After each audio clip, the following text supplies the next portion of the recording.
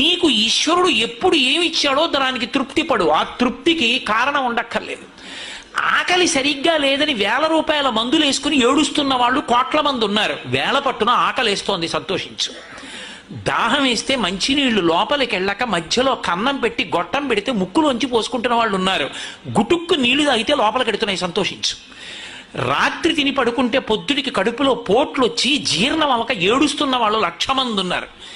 తిన్నది గుండ్రాయి అయినా సరే తెల్లారేటప్పటికి జీర్ణం అయిపోతోంది, సంతోషించు. పడుకుంటే నిద్ర పట్టక చారుడు మాత్రలు వేసుకు పడుకుంటున్న వాళ్ళు ఉన్నారు. తలగడా మీద చెయ్యెట్టుకుని ఇలా పడుకుంటే నిద్ర పడుతోంది. పుస్తకం ఉంటే తప్ప మాట్లాడలేని వాళ్ళు ఉన్నారు. వేదిక ఎక్కి కూర్చుని మాట్లాడడం మొదలు పెడితే గంగా ప్రవాహంలో వస్తోంది, సంతోషించు ఈశ్వరుడి కారుణ్యానికి. కొంతమంది కూర్చోలేని వాళ్ళు ఉన్నారు, కూర్చుంటున్నావు. నడవలేని వాళ్ళు ఉన్నారు, నడుస్తున్నావు. చూడలేని వాళ్ళు ఉన్నారు, చూస్తున్నావు. వినలేని వాళ్ళు ఉన్నారు, వింటున్నావు. ఈశ్వరుడు నీకు ఇచ్చిన దానికి